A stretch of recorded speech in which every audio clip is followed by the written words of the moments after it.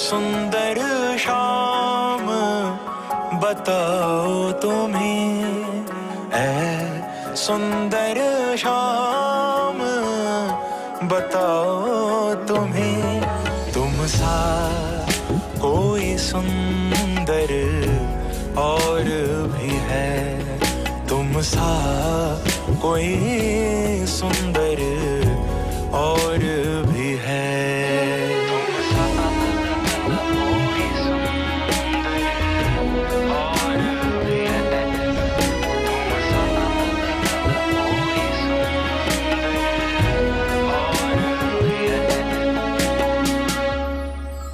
प्यारी मुस्कान कजरा रे नयन, प्यारी मुस्कान कजरा रे नयन, बाकी चितवन टेढ़ी सी चलन, बाकी चितवन टेढ़ी सी चलन, जिसे देख हुआ दिल दीवाना, जिसे देख हुआ दिल दीवाना, ऐसा मुख चंदर और भी है क्या, ऐसा मुख चंदर और भी है।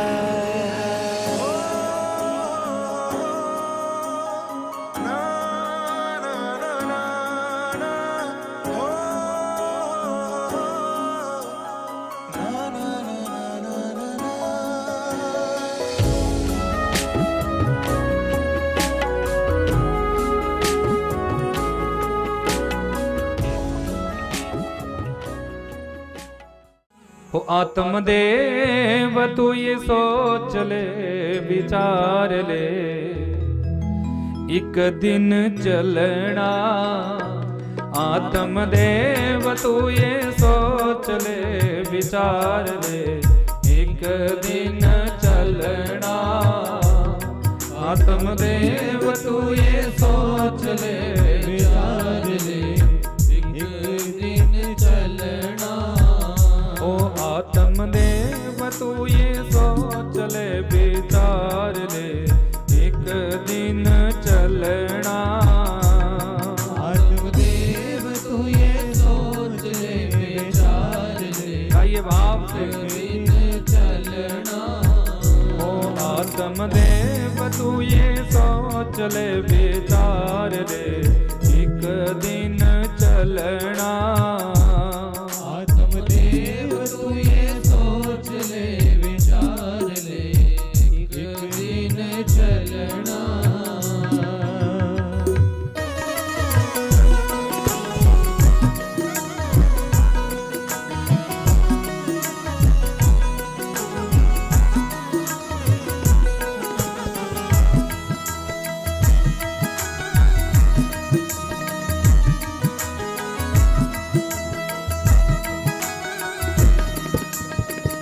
आपसे ताली सेवा। अब तो ऐसा भी नहीं कि कोई दाएं बाएं है, बहुत दूर दूर बैठे हुए। चलो हाथ उठाकर आपसे ताली सेवा। हरि बोल।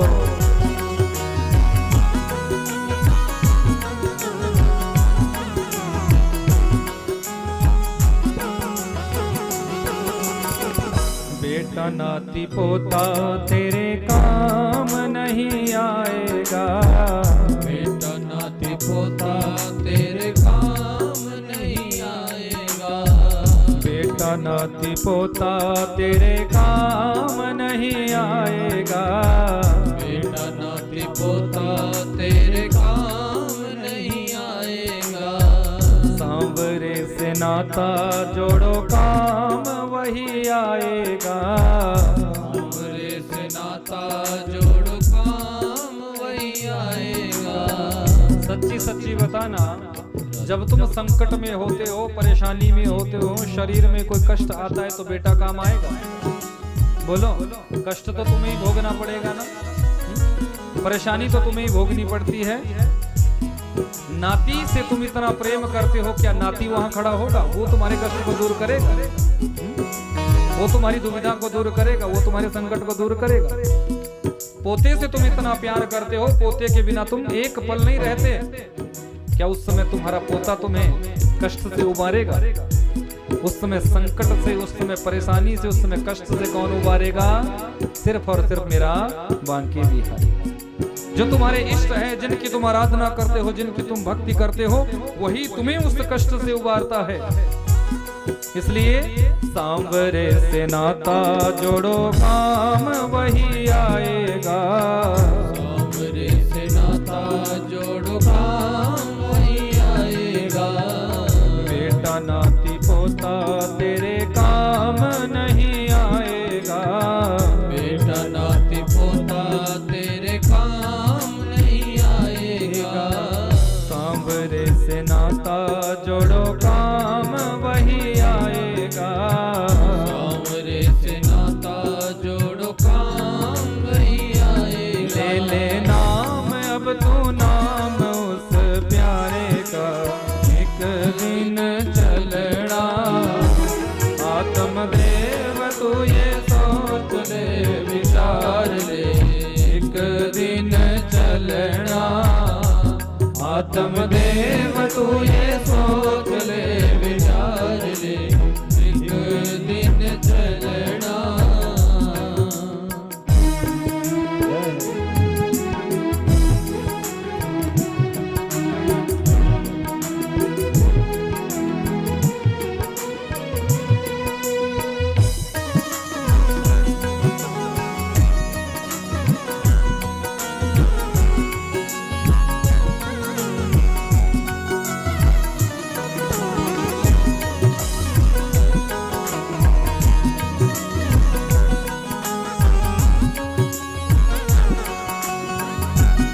सांवरे सरकार की।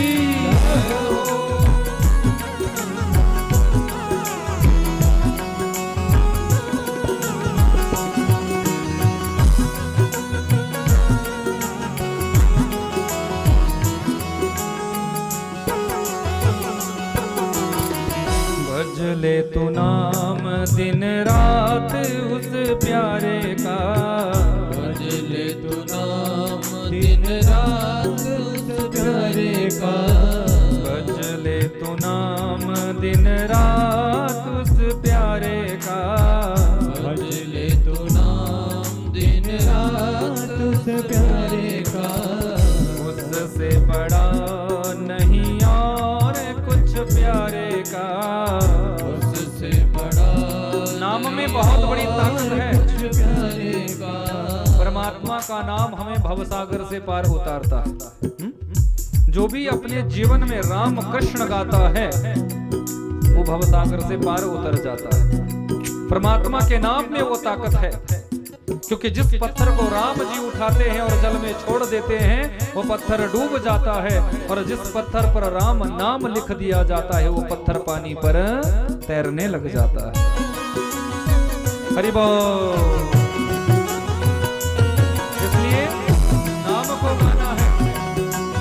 जपात सिद्धिर, जपात सिद्धिर, जपात सिद्धिर न सिद्धिर।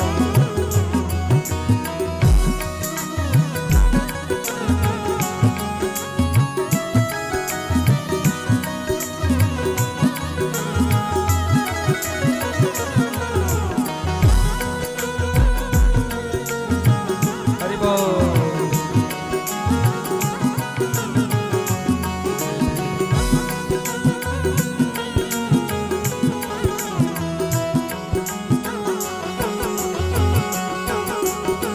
भज ले तू नाम दिन रात उस प्यारे का। भज ले तू नाम दिन रात उस प्यारे का। उससे बड़ा नहीं और कुछ प्यारे का। उससे बड़ा नहीं और कुछ प्यारे का। भज ले तू नाम दिन रात उस प्यारे का। भज ले तू नाम दिन रात उस प्यारे का। उससे बड़ा नहीं और कुछ प्यारे का। उससे बड़ा नहीं और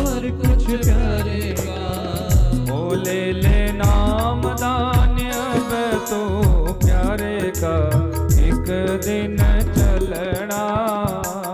आत्मदेव तू ये सोच ले गाइए भाव। एक दिन चलना। आत्मदेव तू ये सोच ले विचार ले एक दिन चलना। कि कबीरा सब जग निर्धना। बाबा कबीर ने बड़ा सुंदर कहा, कबीरा सब जग निर्धना, धनवंता नहीं कोई, धनवंता सोई जानिए, जाको राम नाम धन हो। वही सच्चा धनवान है बंधु, वही सच्चा सुखी है जिसके जीवन में परमात्मा के नाम रूपी धन का खजाना होता है। जो परमात्मा का नाम जपते हैं, जो परमात्मा का चिंतन करते हैं, वंदन करते हैं, भगवान की कथा से ही नेह लगा देते हैं, भगवान की कथा ही अपने जीवन का आधार बना देते हैं, वही इस संसार में सच्चा सुखी है। याद रखना, क्योंकि संसार के लोग, तुम सुखी रहना भी चाहोगे तो संसार के लोग तुम्हें सुखी रहने नहीं देंगे। तो इसलिए सच्चा सुख कहाँ है? बोले भगवान की कथा, परमात्मा के चिंतन में, परमात्मा के नाम में ही सच्चा सुख है। तो तापत्रय विनाशाय श्री कृष्णाय वयम नुमः। वेद व्यास जी ने ये सारी बातें जानकर सबसे पहले श्री कृष्णाय वयम नुमः। देखो, वयम का मतलब होता है हम सभी। अकेले वेद व्यास जी नहीं, बोले हम सब मिलकर प्रणाम करें। किसको? जो हमारे जीवन से समस्त पाप संतापों को मिटाते हैं, जो हमारे जीवन से समस्त कलमशों का उन्मूलन करते हैं, हमारे जीवन को सात्विक बना देते हैं, हमारे जीवन को निर्भीक बना देते हैं, हमारे जीवन को आनंददायक बना देते हैं। ऐसे आनंद स्वरूप परमात्मा को हम सभी प्रणाम करते हैं। भक्त वत्सल भगवान की। आइए चलते हैं उसी परम पुनीत स्थान में जिसे शास्त्रों में नैमिषारण्य कहा है। नैमिषारण्य के उस परम पुनीत प्रांगण में आज शौनक आदि 88,000 ऋषि एकत्रित हुए हैं।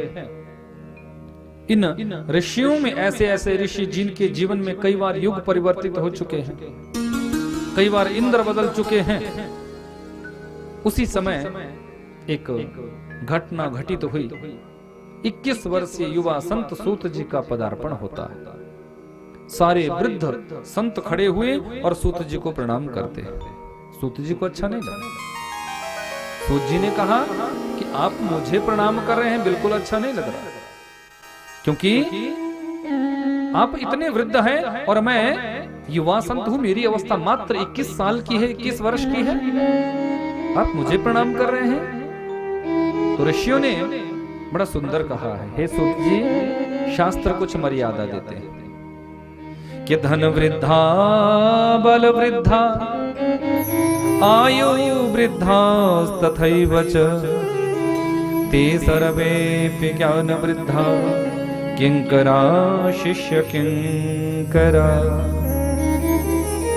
धन वृद्धा, यदि कोई धन में बड़ा है तो उसे बड़ा नहीं माना जाता। धनवान तो कोई भी हो सकता है, पैसा तो किसी के पास भी अधिक हो सकता है, धन संपत्ति तो किसी के पास भी अधिक हो सकती है, पर उसका मतलब ये नहीं कि वो उसको बड़ा मान लिया जाए। बल वृद्धा, यदि कोई बल में भी बड़ा है तो उसको भी बड़ा नहीं माना जाता। बल भी किसी के अंदर अधिक हो सकता है, बलवान भी कोई अधिक हो सकता है, पर इसका मतलब ये तो नहीं कि वो वृद्ध हो गया, वो बड़ा हो गया। आयु वृद्धा तथैव च, यदि कोई अवस्था में भी वृद्ध है, यदि सर के बाल पक चुके हैं, अवस्था हमारी ज्यादा हो गई है, तो इसका मतलब ये नहीं कि उसको बड़ा मान लिया जाए। बताया ते सर्वेपि ज्ञान वृद्धा, उन सब में जो ज्ञान में बड़ा होता है, जिसके अंदर ज्ञान की अधिकता होती है, जिसके अंदर ज्ञान की बहुलता होती है, वही वास्तव में बड़ा होता है। हे सूत जी महाराज, जिन कथाओं का अभी तक हमने चिंतन भी नहीं किया है, दर्शन भी हमारे जीवन में नहीं हुआ है, उन कथाओं को आप अपने पूज्य गुरुदेव वेद व्यास जी के मुख से श्रवण कर चुके हैं। इसलिए ज्ञान में आप हमसे बड़े हैं, अवस्था में बड़े नहीं तो क्या हुआ।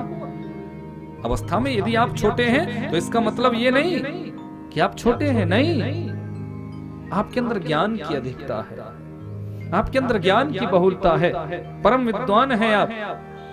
इसलिए हम आपको प्रणाम करते हैं और प्रणाम के साथ साथ एक निवेदन भी करते हैं कि श्रेयसाम यद भवे श्रेयः पावनानाम च पावनम् कृष्ण प्राप्ति करम शाश्वत साधनम तद्वधाधुना श्रेयसाम यद भवे श्रेय। ऐसी कोई श्रेयस्कर कथा, ऐसी कोई परम पुनीत परम पावनी कथा, कोई प्रसंग हमें सुनाइए जिससे हमारे जीवन में गोविंद की प्राप्ति हो जाए। कृष्ण प्राप्ति करम शाश्वत साधनम तत्पदाधुना, गोविंद का दर्शन हमारे जीवन में हो जाए, गोविंद की भक्ति अवतरित हमारे जीवन में हो जाए। ऐसी कोई कथा, ऐसा कोई चिंतन, ऐसी कोई व्यवस्था आप हमारे जीवन में करो। सूताख्या ही कथा सारम मम कर्ण रसायनम। ऋषियों ने कथा सार समझना चाहा है, कथा सार सुनना चाहा है, क्योंकि कथा तो बहुत सुन चुके हैं। 18 पुराणों की कथा है, किस किस की कथा सुनोगे, कहां कहां की कथा सुनोगे। ऋषि कहते हैं कि अब कथा नहीं सुननी है, कथा सारम। बोले कथा का जो निचोड़ है, कथा का जो रस है, कथा का जो सार तत्व है, वो महाराज हम सुनना चाहते हैं, वो सुनाइए। गदगद हो गए सूत जी महाराज, ऋषियों मैं तुम्हारी जिज्ञासा को प्रणाम करता हूं। तुमने बड़ी सुंदर बात पूछी है, सुंदर जिज्ञासा तुम्हारे अंदर उत्पन्न हुई है, क्योंकि किसी संत के पास जाकर कभी व्यर्थ के प्रश्न नहीं करने चाहिए।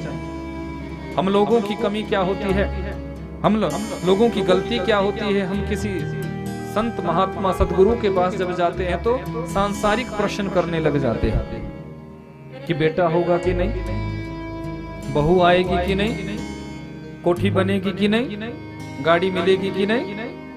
ये सांसारिक प्रश्न है, व्यर्थ के प्रश्न। जब जीवन में प्रारब्ध जागृत होगा तो ये सब तो अपने आप आ जाता है।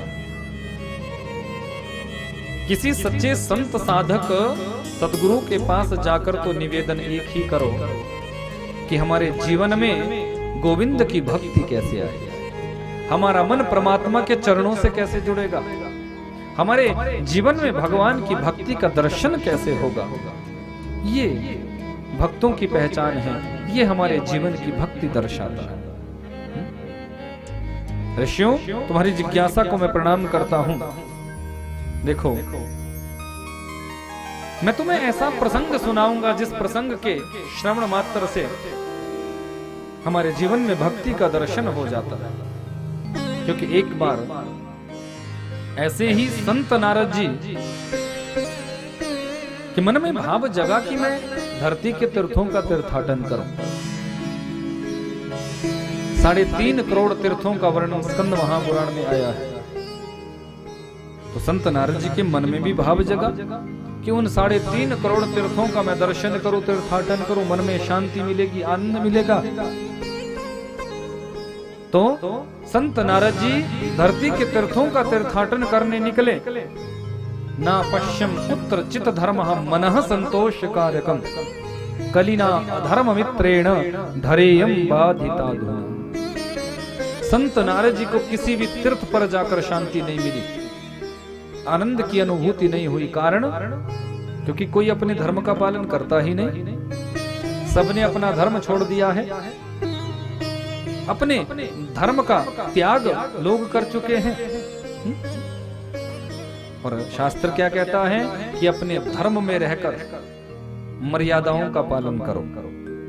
धर्मो रक्षति रक्षितः, जो धर्म का रक्षण करता है धर्म उसकी रक्षा करता है। पर क्या हम अपने धर्म का पालन करते हैं? पत्नी अपने धर्म का पालन नहीं करती, पति अपने धर्म का पालन नहीं करता, बच्चे अपने धर्म का पालन नहीं करते, माँ बाप अपने धर्म का पालन नहीं करते। सबने अपने अपने धर्म को छोड़ दिया है। धर्म क्या है ये समझना जरा। धार्यति इति धर्मः, जिसको धारण किया जा सके वही तो धर्म है। पर धारण क्या करना चाहिए? गाली गलौज। धारण क्या करना चाहिए? चोरी चुगली। धारण क्या करना चाहिए? निंदा चुगली, ईर्ष्या द्वेष नहीं। ये धर्म की परिभाषा नहीं है।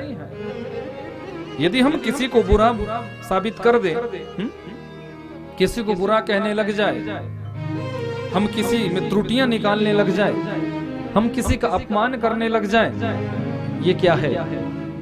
ये अधर्म है, ये धर्म नहीं। धर्म वो है जिसको धारण किया जाता है, और धारण वही किया जा सकता है जो श्रेष्ठ है। गलत बात को तो तुम जीवन में धारण नहीं करोगे। यदि गलत बात को तुम चोरी करने लग जाओगे तो तुम्हें कोई धर्मयुक्त कहेगा। बुरे काम जीवन में करने लग जाओगे तो तुम्हें कोई धर्मयुक्त कहेगा।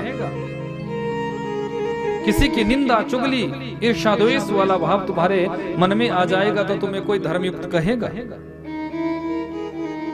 कई बार हम किसी को बुरा कहते हैं, पर हम ये भूल जाते हैं कि जिसकी तरफ हम एक उंगली करके उसको बुरा बताते हैं, ये 3 उंगलियां हमारी ओर इशारा करती है कि उसको बुरा बताने से पहले तुम 3 बार बुरे हुए। इस संसार में कोई बुरा थोड़ी भी है कि बुरा जो ढूंढन में चला, बुरा न मिलया कोई, जब दिल ढूंढा अपना, मुझसे बुरा न को। हम संसार में बुराई खोजते हैं क्योंकि अच्छाई हम कम ग्रहण करते हैं, बुराई हम जल्दी लेते हैं। कोई अच्छा काम कर रहा होगा ना तो हम उसकी टांग खींचने लग जाते, बोले ये क्यों कर रहा है अच्छा काम। कोई यदि भगवान की कथा कहने लग जाए या भगवान की कथा करवाने लग जाए तो 10 लोग ये जरूर कहेंगे कि बस और कोई काम नहीं तुम्हें, तो भगवान की कथा क्या करोगे? कथा करवा क्या करोगे? दान पुण्य कर कर क्या करोगे? धर्म कर्म करके। अच्छाई के मार्ग पर चलाने वाले तुम्हें बहुत कम मिलेंगे और बुराई के मार्ग पर ले जाने वाले तुम्हें हजारों मिलेंगे। ये बात याद रखना।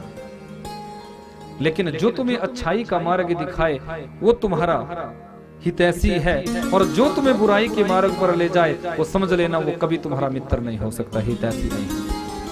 वो तुम्हें गिराना चाहता है, तुम्हें नष्ट करना चाहता है। इसलिए बुरा कोई नहीं होता, हमारा नजरिया बुरा होता है, हमारे विचार बुरे होते हैं, हमारे भाव बुरे होते हैं। एक बार कोई व्यक्ति था, गांव में ऐसे ही लोगों ने शोर मचा दिया कि इसका चेहरा देखने से रोटी भी नहीं मिलती, भूखा रहना पड़ता है। इसका चेहरा देखा और भूखा रहना पड़ा। बात आग की तरह फैली और उस नगर का जो राजा था उस तक वो बात पहुंच गई। बोले अमुक व्यक्ति का चेहरा देखने से भोजन नहीं मिलता। राजा ने सोचा कि मेरे राज्य में यदि ऐसा व्यक्ति है तो उस व्यक्ति को तो फिर देखना चाहिए। राजा ने उस व्यक्ति को अपने यहां बुलाया और आज अपनी रानी साहिबा से कहा कि देखो रानी साहिबा, आज मैं तुम्हारे प्रकोष्ठ में शयन नहीं करूंगा, तुम्हें आज अलग सोना होगा। रानी ने पूछा महाराज क्यों? क्योंकि मैं उस व्यक्ति के साथ आज सोना चाहता हूं, उस व्यक्ति को अपने प्रकोष्ठ में सुलाना चाहता हूं जिस व्यक्ति का पहली बार चेहरा देखने से लोग कहते हैं कि भूखा रहना पड़ता है। तो सबसे पहले उठूंगा तो तुम्हारा चेहरा देखूंगा, तुम मेरा देखती हो, मैं तुम्हारा देखता हूं। तो इसलिए मेरे कमरे में यदि वो व्यक्ति रहेगा तो सबसे पहले उठकर उसका चेहरा देखूंगा, क्योंकि प्रैक्टिकल मुझे देखना है कि क्या ये सत्यता है। अब राजा ने उस व्यक्ति को अपने कमरे में सुलाया। सुबह उठे तो राजा ने उसका चेहरा देखा, उसने राजा का चेहरा देखा। अब देखो संयोग कई बार ऐसा घटित हो जाता है। संयोग ऐसा घटा कि कुछ बाहरी राज्यों से राजा के मित्रगण आए और राजकाज की चर्चा इतनी गंभीर चली कि राजा को पूरा दिन भोजन करने का समय ही नहीं मिला। राजनीतिक चर्चा ऐसी चली, अब राजा को भोजन नहीं मिला। तो शाम को रानी ने पूछा कि महाराज आपने उस व्यक्ति का चेहरा देखा था कहते हैं कि उस व्यक्ति का चेहरा देखने से भोजन नहीं मिलता, क्या वो सत्य हुआ? राजा कहने लगा, बोले ये तो बिल्कुल सत्य हुआ। आज तो मुझे भोजन करने का समय ही नहीं लगा है। राज कार्यों में मैं इतना व्यस्त हो गया, अपने मित्र गणों के साथ में इतना व्यस्त हो गया कि मुझे भोजन करने का समय ही नहीं लगा। अब राजा को गुस्सा आया, बोले ऐसे व्यक्ति का मेरे राज्य में कोई काम नहीं जिसका चेहरा देखने से भूखा रहना पड़े। क्या करना मेरे राज्य में ऐसे व्यक्ति का रखकर? राजा ने कहा कि इस व्यक्ति को शूली पर लटका दिया जाए, पर शूली को उसको चौराहे पे लटकाया जाए ताकि और लोग भी देखें कि राजदंड कितना भयंकर होता है। अब सामने राजा का सिंहासन लगा हुआ है और चौराहे के बीच में शूली लटकाई गई है, शूली रखी गई है और उसी शूली पर उसको राजदंड दिया जा रहा है। वो व्यक्ति शूली की ओर जा रहा है और मुस्कुरा रहा है, हंस रहा है। राजा को बड़ा आश्चर्य हुआ कि यदि किसी को प्राणदंड दिया जाए, वो मृत्यु के समीप जब जाएगा, मौत सामने खड़ी है, वो भयभीत होता है, वो चिल्लाता है, गुहार करता है कि मुझे छोड़ दो, मुझे छोड़ दो, मुझे छोड़ दो। वो रोता है, चिल्लाता है। पर ये विचित्र व्यक्ति है, ये शूली को देखकर हंस रहा है। तो राजा ने शूली पर लटकाने से पहले उसे अपने पास बुलाया। बोले मुझे एक बात बता, तू हंस क्यों रहा? तुझे तो रोना चाहिए था, तुझे तो गुहार लगानी चाहिए, तुझे चिल्लाना चाहिए था, मुझसे तू याचना करता, प्रार्थना करता कि मुझे छोड़ दो, मुझे छोड़ दो, पर तू तो हंस रहा है, क्यों? वो व्यक्ति मुस्कुराते हुए कहने लगा, बोले राजन, मैं इस बात को सोचकर हंस रहा हूं कि मेरा चेहरा देखने से आपको भूखा रहना पड़ा।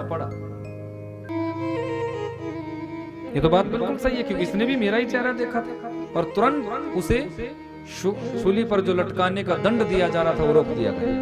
बोले नहीं, इसका कोई दोष नहीं। तो कहने का मतलब सिर्फ इतना है कि हमारा नजरिया बुरा होता है, कोई बुरा नहीं होता। हम किसी को भी बुरा कह देते हैं, ये हमारी मानसिकता बन जाती है। बुरा तो नजरिया है, बुरी तो हमारी भावनाएं हैं, बुरा तो हमारा चरित्र हो जाता है। संसार में कोई बुरा नहीं, सब भगवान के बनाए हुए जीव हैं और सब अच्छे हैं। बस अपना दृष्टिकोण, अपना नजरिया सही करो। यदि अपना नजरिया सही होगा, अपना दृष्टिकोण सही होगा, तो हमें संसार के सभी जीव अच्छे लगेंगे। क्योंकि सिया राम मैं सब जग जानी, करहूं प्रणाम जोरी जुग पानी। संत तुलसीदास जी ने पूरे संसार को सिया राममय माना है। परमात्मा के ही सब स्वरूप है, कोई छोटा नहीं, कोई बड़ा नहीं। छोटा बड़ा तो भैया हमारा नजरिया हो जाता है। भक्त वत्सल भगवान की। संत नारद जी धरती के तीर्थों का तीर्थाटन करने निकले। ना पश्यम कुत्रचित धर्मः मनः संतोष कारकम कलिना अधर्म मित्रेण धरेयम बाधिताधुना। कहीं भी संत नारद जी को धर्म का दर्शन नहीं हुआ।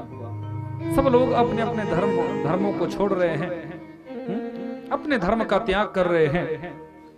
कली ने सबकी बुद्धि को बिगाड़ कर रखा है, अधर्म ने सबकी बुद्धि को बिगाड़ा हुआ है। सब लोग अधर्म के मार्ग पर चले हुए हैं। संत नारद जी भटकते भटकते श्री धाम वृंदावन पहुंचे। सोचा यहाँ तो कम से कम परमात्मा का दर्शन होगा। यहाँ तो सतत राधा माधव नृत्य करते हैं, रास करते हैं, ये तो पवित्र धरा है। पर वहां पर एक बहुत बड़े कौतुक का दर्शन संत नारद जी को हुआ। क्या देखते हैं? एक सुंदरी जिसके चारों ओर बहुत सी स्त्रियां खड़ी हुई है। कोई पंखा डुला रही है, कोई जल पिला रही है, कोई हाथ जोड़कर सेवा में खड़ी हुई है। संत नारद जी वहां गए, पूछा देवी आपका परिचय? उस सुंदर नारी ने अपना परिचय दिया है, अहम भक्ति ख्यात, मैं देवी भक्ति हूं। हे देवी भक्ति, मैं आपको प्रणाम करता हूं। देवी भक्ति ने भी संत नारद जी को प्रणाम किया। संत नारद जी जाने लगे तो उस सुंदर स्त्री ने एक बात पूछी, आप तो संत हैं, महात्मा है, और सच्चा जो संत होता है, सच्चा जो महात्मा होता है, वो तो हमारे जीवन के समस्त कलमशों को मिटाने की ताकत रखता है। तो मेरा निवेदन आपसे, आप मुझे बताएं कि संसार की ये परिणति है, पहले माता पिता वृद्ध होते हैं, उसके बाद उनकी संतान वृद्ध होती है। आप देख सकते हैं मैं जवान हूं, पर मेरा निवेदन आपसे इतना है कि मेरे अगल बगल में जो दोनों ये वृद्ध पुरुष लेटे हुए हैं, ये कोई और नहीं, ये मेरे ही पुत्र ज्ञान और वैराग्य है। मैं इनकी माँ हूँ, अभी जवान हूँ, सुंदर हूँ, युवती हूँ, और मेरे ये दोनों पुत्र ज्ञान और वैराग्य वृद्ध हो चुके हैं, मूर्छित अवस्था में, अचेतन अवस्था में गिरे पड़े हैं। आपसे निवेदन, आप मेरे इन पुत्रों की मूर्छा को दूर करो, इनके अंदर चेतनता लाओ, इनको जवानी प्रदान करो, इनको पूर्ण रूप से चेतन बनाओ। संत नारद जी ने कहा, ठीक है देवी, मैं अभी चेतनता लाता हूं। कमंडलों में से जल लिया है, अभिमंत्रित किया कि वेद वेदांग घोषैश्च गीता पाठैर्मुहुर्मुहुः। वेद वेदांगों के गान किया है, गीता जी का पाठ किया है, अभिमंत्रित जल को ज्ञान और वैराग्य के ऊपर छिड़का, लेकिन कुछ क्षणों के लिए ज्ञान और वैराग्य खड़े होते हैं, फिर मूर्छित होकर नीचे गिर पड़ते हैं।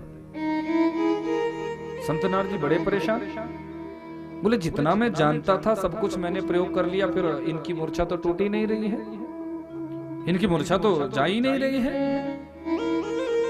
अब क्या किया जाए।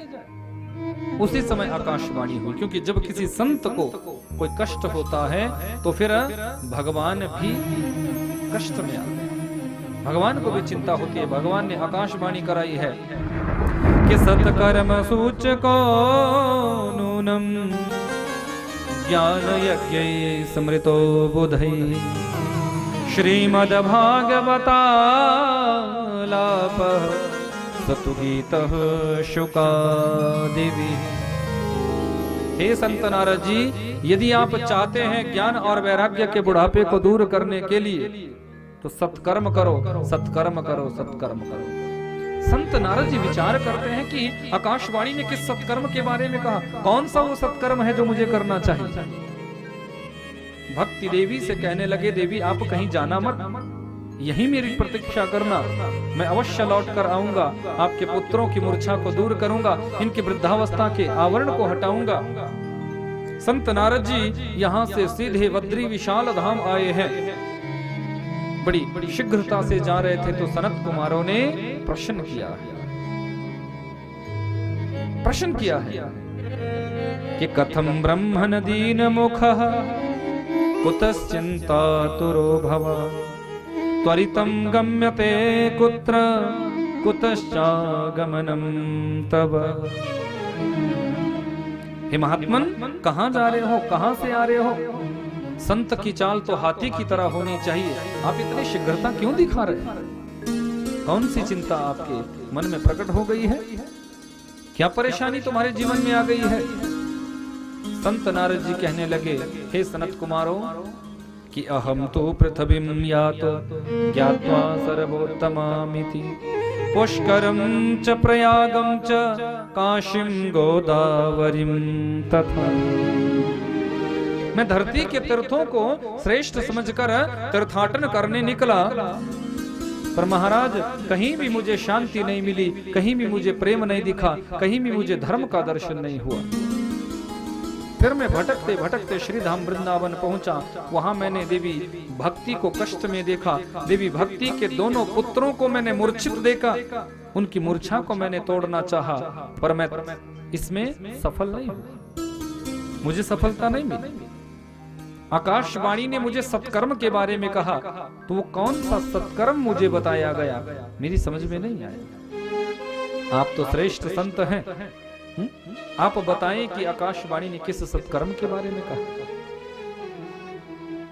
संत नारद जी को जब चिंतित देखा, तो सनत कुमारों ने कहा, नारद जी, कि श्रीमद् भागवतालाप सतुगीत शुकादिभिः। हे नारद जी, श्रीमद् भागवत की कथा ही सबसे बड़ा सत्कर्म है। यदि आप चाहते हैं ज्ञान वैराग्य के बुढ़ापे को दूर करने के लिए, देवी भक्ति के कष्ट की निवृत्ति करने के लिए, तो उनके निमित्त श्रीमद् भागवत की कथा करो। संत नारद जी हंसने लगे, बोले ये आप क्या कह रहे हैं? जब बाप कुछ नहीं कर सका तो बेटा क्या कर लेगा? संतों की वाणी थोड़ा विचित्र होती है, थोड़ा अटपटी होती है।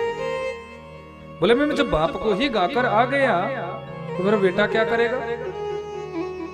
देखो श्रीमद् भागवत निकली कहां से कि निगम कल्पतरोर गलितम फलम, वेद रूपी जो कल्प वृक्ष है उसका पका हुआ फल ही श्रीमद् भागवत है। यदि वेद रूपी कल्प वृक्ष का पका हुआ फल श्रीमद् भागवत है, जब मैं वेदों के मंत्रों को ही गाकर आ गया, वेद गान करके आ गया, जब वेदों के मंत्रों से कुछ प्रभाव नहीं हुआ तो फिर श्रीमद् भागवत क्या कर लेगी? सनत कुमार कहने लगे, नारद जी कई बार जितना प्रभाव पिता का नहीं होता, जितना प्रभाव बेटे का हो जाता। कई बार जो काम पिता नहीं कर सकता उसको बेटा कर सकता है। समझ में नहीं आया तो बिल्कुल साधारण रूप से समझाया। बोले सुनो, घी महंगा है या दूध? बोले घी, पर घी आया कहां से? दूध से तो आया। दूध से तुमने दही बनाया, दही को तुमने बिलोया, दही से मक्खन, मक्खन से घी। लेकिन घी अधिक महंगा हो गया, पर जनक कौन है? बोले दूध। दूध से ही तो घी पैदा हुआ, दूध से ही तो घी निकला।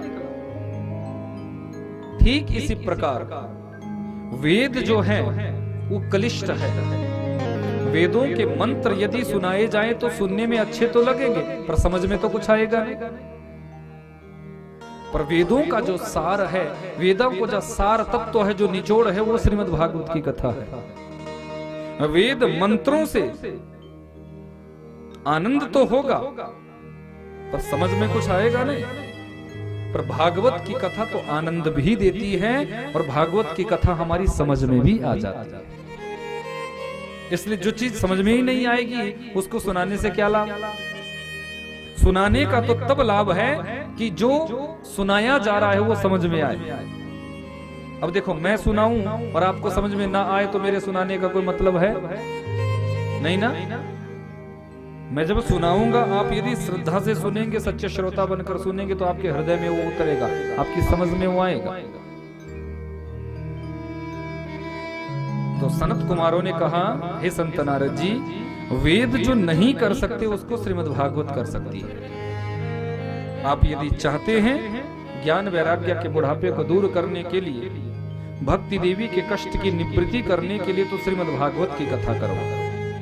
क्योंकि श्रीमद् भागवत की कथा समस्त कलमशों को नष्ट करने वाली है, जन्म जन्मांतरों के पापों का क्षय करने वाली है। निवेदन किया संत नारद जी ने कि आपसे बड़ा वक्ता कोई हो नहीं सकता। आप चारों भाई परम वक्ता है, आप ही इस श्रेष्ठ पुण्य कर्म को करें। तो सनत कुमारों ने कहा, चलो ठीक है, हम आपके भाव को ग्रहण करते हैं, पर सुनो, हम थोड़ा नीचे उतरेंगे और थोड़ा भक्ति देवी और ज्ञान वैराग्य को आप अपने साथ लेकर आओ। और श्रीधाम वृंदावन से भक्ति ज्ञान वैराग्य संत नारद जी चले हैं, और वद्री विशाल धाम से सनत कुमार, सनक सनंदन सनातन सनत कुमार नीचे उतरे हैं। हरिद्वार केंद्र है, जितनी दूरी हरिद्वार से वृंदावन की है, ठीक उतनी ही दूरी वद्री विशाल की। गंगा जी का पावन तट, वहीं पर व्यास मंच लगाया गया, पर जिसकी मति पर अज्ञानता की धुंध चढ़ी हुई हो, क्या वो संत के दिए हुए प्रसाद को पा सकती है? हंसने लगी। देखो मेरे पतिदेव कितने सीधे हैं, कितने भोले हैं। जैसा किसी ने बहका दिया वैसे बहक गए। अरे फल खाने से भी कभी बेटा होता है? यदि फल को पाने से पुत्र होता फिर तो सब फल ही पाया करते। पर यदि मेरे पति का इसमें विश्वास है तो मैं परीक्षण करूंगा। 6 वर्षों से जो आंगन में गौ बांझ बंदी थी, उस गाय को उस फल को खिला दिया है। जैसे ही महात्मा जी के प्रसाद को गैया मैया ने पाया है, गौ माता में गर्भावस्था के संपूर्ण लक्षण प्रस्फुटित हो गए। धुंधली ने जब ये देखा तो घबरा गई। पतिदेव को वास्तविकता का पता चलेगा तो डांट पड़ेगी। ये तो सचमुच फल देने वाला फल हो गया, गाय तो गर्भवती हो गई। अब कुछ बीच का मार्ग निकालना होगा। धुंधली की एक सहेली है जिसको बहन की तरह मानती है, उसको पास बुलाया और कहा, देख बहन, मेरे यहाँ खाने के लिए कोई नहीं है, पर खिलाने की अनंत संपत्ति है। खाने वाला बारिश कोई नहीं, और आपके यहाँ खाने वालों की लाइन लगी हुई है, पर खिलाने के लिए कुछ व्यवस्था नहीं। इसलिए देखो, तुम गर्भवती हो और मेरे पति सीधे साधे हैं। होने वाली संतान को तुम मुझे दे देना। मैं अपने पतिदेव से कहूंगी कि मैंने ही इस बच्चे को जन्म दिया, और तेरी ये संतान मेरी संपत्ति की इकलौती वारिश बन जाएगी। धुंधली की उस सखी ने इस बात को स्वीकार किया, क्योंकि पहले ऐसा होता था। पहले बच्चे भी कई होते थे, 10-20 बच्चे पैदा होते थे तो एक आध लोग भी दे भी देते थे रिश्तेदारी में, चाहे अपने किसी प्रियजन को। अब आजकल तो हम दो और हमारे एक तक बात है आजकल, और कभी कभी तो कहीं कहीं तो ये भी देखा जाता है कि हम दो हमारे एक भी नहीं।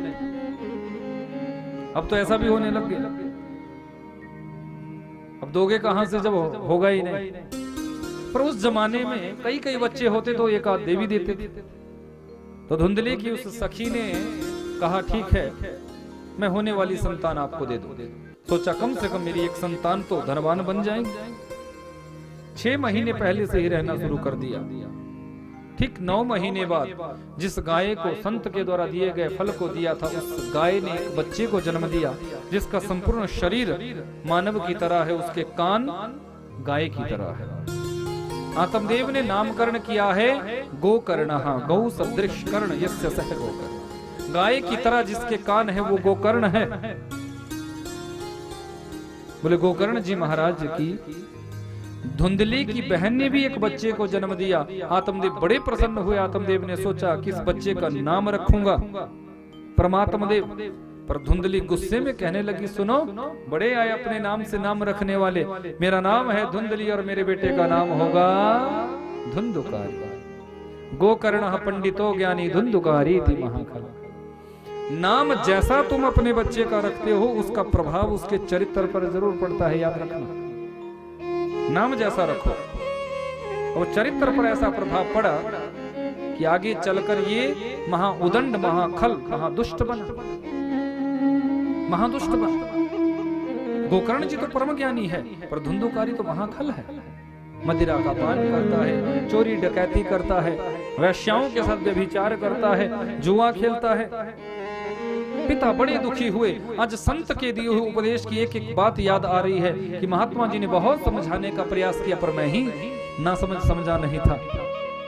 पिता को जब खिन्न मन से देखा, दुखी मन से देखा, तो आज गोपुत्र गोकर्ण जी जो प्रेम से आत्मदेव को पिता ही बुलाते हैं, कहने लगे, पिताश्री आप जैसा परम ज्ञानी दुखी अवश्य ही आपने इस संसार को अपना मान लिया है। पिताश्री मैं आपको बताना चाहूंगा कि ये संसार किसी का नहीं हो सकता। ये संसार किसी का नहीं है। और इस संसार को तो आप छोड़ो, जिस शरीर पर हम इतना अभिमान करते हैं, शरीर भी हमारा नहीं है। शरीर की कोई भी इंद्रिय हमारी नहीं है। यदि ये संसार हमारा होता तो संसार हमारे अनुसार चलता। यदि ये शरीर हमारा होता तो शरीर हमारे अनुसार चलता। पिताश्री कोई वृद्ध होना नहीं चाहता, पर फिर भी वृद्धावस्था हमारे जीवन में आती है। यदि शरीर को हम अपना मानते हैं, हमारे अनुसार ये चलता है, तो फिर हमारे अनुसार चले। वृद्ध तो कोई होना नहीं चाहता, बूढ़ा तो कोई होना नहीं चाहता। सब जवान बने रहना चाहते हैं कि हम जवान दिखे। पर वृद्धावस्था जब आती है तो वृद्धावस्था के आवरण को कौन हटा सकता है। लीपा पोती तो तुम लोग बहुत करते हो, पर फिर भी पता तो चल ही जाता है कि तुम कितनी उम्र के हो। पिताश्री ये शरीर हमारा नहीं। यदि ये कान हमारे होते तो कान बहरे क्यों हो जाते हैं, सुनना कम दिखाई क्यों देता है। सुनना बंद क्यों हो जाता है? मशीन लगाकर घूमते हो क्योंकि कान हमारे नहीं है। पिताश्री ये आंखें हमारी नहीं है। यदि ये आंखें हमारी होती तो इन आंखों से दिखना बंद कैसे हो जाता? चश्मा क्यों लग जाता है? ऑपरेशन करवाना पड़ता है। ये मोतिया आ गया क्योंकि ये आंखें हमारी नहीं है। पिताश्री, ये शरीर हमारा नहीं है। शरीर की कोई भी इंद्रिय हमारी नहीं है। आप जैसा सच्चा साधक यदि इस शरीर को अपना मानने की गलती करे तो फिर साधारण लोगों की क्या परिणति होगी? आत्मदेव का मन आज भगवान के चरणों में लगा है। घर का त्याग किया पिता। आत्मदेव ने पुत्र के द्वारा दिए गए उपदेश को अपने हृदय में धारण किया और घर छोड़कर भगवान का भजन प्रारंभ किया। गोकर्ण जी भी तीर्थों का तीर्थाटन करने निकले। अब घर में अकेले धुंधुकारी और धुंधली। अब तो मनमर्जी करता है। घर का धन चुरा चुरा कर जुए में हार कर आ जाता है। सोना चांदी जितना भी था वो सब जुए में हार गया।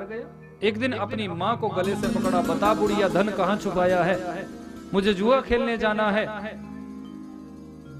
मुझे धन चाहिए। धुंधली को बड़ी गलानी हुई, जिस बेटे को मैं इतने लाड प्यार से पाला, अपने पति की बात को भी मैं नहीं मानती थी, अपने पति को भी डांट लगा देती थी इस पुत्र के लिए। वो दुष्ट पुत्र आज मुझे मारना चाहता है। इस दुष्ट के हाथों मरने से अच्छा है मैं अपने आप ही मर जाऊं। गलानी वश रात्रि में उठी है। गांव के बाहर एक सूखा कुआं, जिस सूखे कुएं में कूदकर इसने अपने प्राणों का त्याग किया। अब अकेला धुंधुकारी 5-5 वैश्याओं को पिता के मंदिर जैसे घर को दूषित करने के लिए ले आया है। वैश्याओं का रमण करता है, चोरी करता है, व्यभिचार करता है, मदिरा का पान करता है। वैश्याएं तो धन की भूखी होती है। एक दिन धुंधुकारी को मारना चाहा, बिस्तर से बांधा, मदिरा का पान कराया, गला घोंट कर मारना चाहा। जब मरा नहीं तो अग्नि के जलते हुए अंगार इसके मुंह में ठूसे हैं, जबरदस्ती मारने का प्रयास किया। मौत आई नहीं थी पर जबरदस्ती मारा। काम अच्छा किया नहीं था इसलिए महाप्रेत बना। गोकर्ण जी को सूचना मिली तीर्थों पर, तो गया जी में जाकर पिंडदान किया। समय व्यतीत हुआ। कुछ वर्षों के बाद गोकर्ण जी अपने पिता के गांव का दर्शन करने आए। तो जैसे ही गांव में प्रवेश किया है, रात्रि का समय, पूरा संसार सो रहा है, गांव वाले सो रहे हैं, पर गोकर्ण जी जाग रहे हैं। या निशा सर्वभूतानि तस्याम जागृति संयम। जब ये संसार सोता है तो संत जागता है। घनघोर अंधकार है। प्रवेश किया पिता के मंदिर जैसे घर में, पर आज तो वो दूषित बन चुका है। वो मंदिर जैसा घर अपवित्र हो चुका है। कहीं मदिरा की बोतलें गिरी हुई है, कहीं हड्डियां बिखरी हुई है, खंडहर बन चुका है। उसी समय एक घटना घटी। सामने एक हाथी सामने खड़ा हो गया। देखते ही देखते वही हाथी घोड़ा बन गया, वही घोड़ा बैल बन गया, वही बैल बकरा बन गया। गोकर्ण जी समझ गए ये कोई महाप्रेत है और मुझे डरा रहा है, मुझे भयभीत कर रहा है।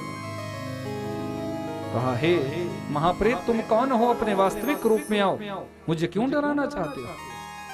तो ये महाप्रेत दोनों हाथ जोड़कर सामने खड़ा हुआ कि अहम भ्राता त्वदीयोऽस्मि धुंधुकारीति नामतः स्वकीयेनैव दोषेण वन्नत्वं नाशितं मया।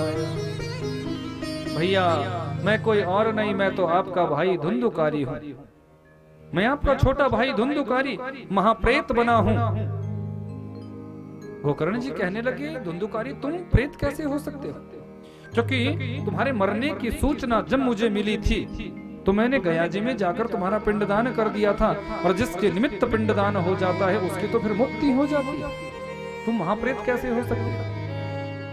अब देखो, ये धुंधुकारी अपने मुख से कह रहा है, भैया कि गया श्राद्ध शतेनापि मुक्तिरमेन भविष्यति। एक बार तो क्या, गया जी में 100 बार भी मेरे निमित्त यदि आप पिंडदान करोगे तो भी मेरी मुक्ति नहीं हो सकती, क्योंकि मैंने बुरे काम इतने किए हैं। मेरा दुष्चरित्र रहा है, मैंने अपने जीवन में निकृष्ट से निकृष्ट कर्म किया है। दुनिया में ऐसा कोई पाप नहीं था जिसको मैंने नहीं किया। मैं तो महाप्रेत बना हूं। पर जिसका भाई इतना ज्ञानी हो, उसका भाई प्रेत बनकर रह जाए, ये अच्छी बात नहीं। भैया मुझे बहुत कष्ट इस योनि में हो रहा है। इस प्रेत योनि में बड़ी यातनाएं मुझे भोगनी पड़ रही है, बड़ी वेदना हो रही है, बड़ा कष्ट हो रहा है। एक एक पल मुझसे व्यतीत नहीं किया जा रहा। आपसे निवेदन है कि आप कुछ ऐसा करें जिससे मुझे इस प्रेत योनि से मुक्ति मिल जाए। गोकर्ण जी ने कहा, भैया चिंता मत करो, तुम्हारी मुक्ति अवश्य करूंगा। भुवन भास्कर सूर्यदेव को प्रणाम किया और निवेदन किया, मेरे भाई की मुक्ति कैसे होगी? हे सूर्यदेव, मेरे भाई की मुक्ति का सहज उपाय बताओ। उसी समय सूर्यदेव ने कहा, सुनो कि श्रीमद् भागवतान मुक्ति सप्ताह वाचनम कुरु। यदि आप अपने प्रेत बने हुए भाई की मुक्ति चाहते हो तो इनके निमित्त श्रीमद् भागवत की कथा करो। 7 दिन ये कथा चले। सप्ताह वाचनम कुरु, श्रीमद् भागवत की कथा अपने भाई की मुक्ति के लिए करवाओ। अवश्य ही भागवत की पूर्णता पर तुम्हारे प्रेत बने हुए भाई की मुक्ति हो जाएगी। गोकर्ण जी को मार्ग मिल गया, व्यास मंच लगाया। व्यास मंच पर आज अपने आप आसीन हुए हैं। सारे गांव वालों को भी बिठाया और सामने एक आसन बिछाया।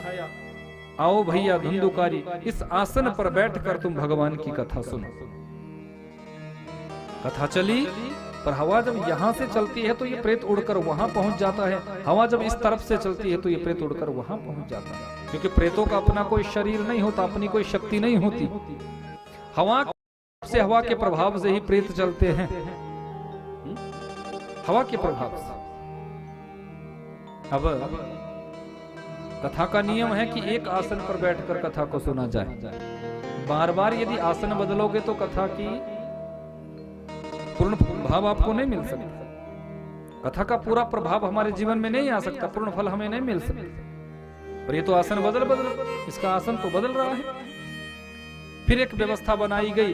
दक्षिण दिशा में 7 ग्रंथियों वाला बांस गाड़ा गया, जिस बांस के पोल में धुंधुकारी को बिठाया गया। धुंधुकारी, भैया इस बांस के पोल में बैठ जाओ और हवा का प्रभाव तुम्हें प्रभावित नहीं करेगा और तुम यहाँ बैठकर कथा को सुनो।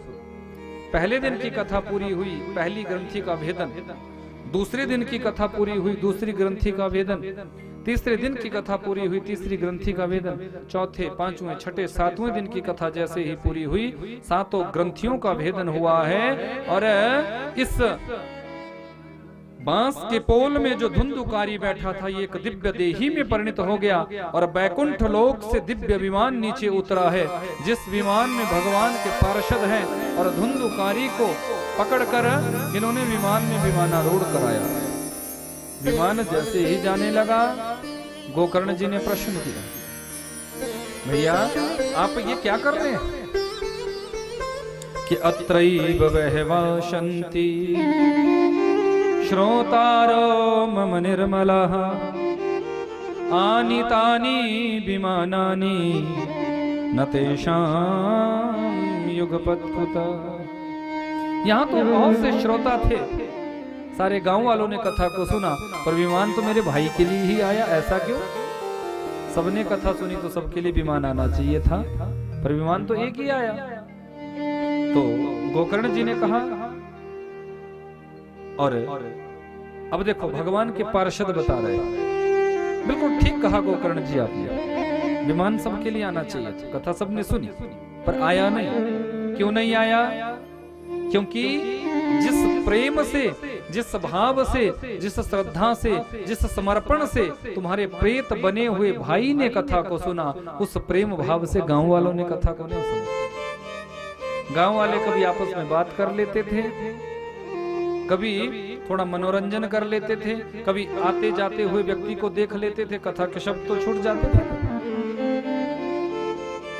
कि हंसा बगुला एक सा मान सरोवर मान, बगुला ढूंढे माछरी हंसा मोती खा। हे गोकर्ण जी, मान सरोवर में हंस भी रहता है और बगुला भी रहता है, पर दोनों में अंतर है। अंतर क्या है?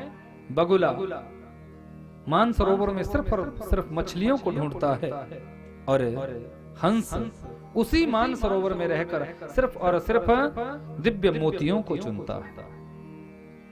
श्रोता वही श्रेष्ठ है जो कथा पांडाल में आने के बाद हंस जैसा भाव रखे कि हमें तो सिर्फ और सिर्फ कथा के मोती चुगने हैं,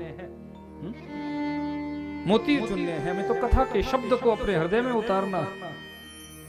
बाहर की बात को हमें ग्रहण नहीं करना, फालतू की बात को हमें ग्रहण नहीं करना, भगवान की कथा को हमने अपने हृदय में उतारना है। तब हमारे जीवन में कथा प्रभावित होती है, तब ये कथा हमारे जीवन में प्रभाव दिखाती है। अब गांव वालों को दोबारा कथा सुनाई गई, सबने बड़े प्रेम से अब कथा को सुना, और ठीक 7वें दिन दिव्य विमान नीचे उतरे हैं, और विमानारूढ़ होकर सारे गांव वाले यहाँ से सीधे वैकुंठ धाम चले जाते हैं। मेरे भक्त वत्सल भगवान की जय। ऐसी भगवान की ये कथा बड़े से बड़े प्रेत की भी मुक्ति कराती है। यही कथा सुना रहे थे सनक सनंदन सनातन सनत कुमार भक्ति ज्ञान वैराग्य और संत नारद जी को। जैसे ही कथा की पूर्णता हुई, भक्ति देवी के दोनों पुत्र ज्ञान और वैराग्य चेतनता में आ गए, दोनों झूमने लगे, दोनों नाचने लगे, जवान हो गए। जब भक्ति देवी ने अपने पुत्रों को जवान होते हुए देखा तो भक्ति भी बड़ी प्रसन्न हो गई, भक्ति भी नाचने लग गई, भक्ति भी झूमने लग गई कि प्रहलाद स्थालधारी तरलतया गतितया चौद्धव कंस्यधारी वीणाधारी सुर ऋषि राजकर्ता अर्जुनो भू इंद्रो वादि मृदंगम जय जय शुकरा कीर्तने ते कुमारा यत्राग्रे भाववक्ता सरसरचनया व्यासपुत्रो बभूव। ऐसा सुंदर सत्संग प्रारंभ हुआ है, कीर्तन प्रारंभ हुआ है कि समस्त देवी देवता नृत्य करने लगे हैं। भोलेनाथ से भी रहा नहीं गया, भोलेनाथ भी आकर झूमने लगे हैं। प्रहलाद जी ताली बजाने लगे हैं, उद्धव जी कांसा बजाने लगे हैं। इंद्रो वादी मृदंगम, इंद्र मृदंग बजाने लगे हैं, जय जय शुकरा। सनत कुमार जय हो जय हो जय हो कहने लगे हैं।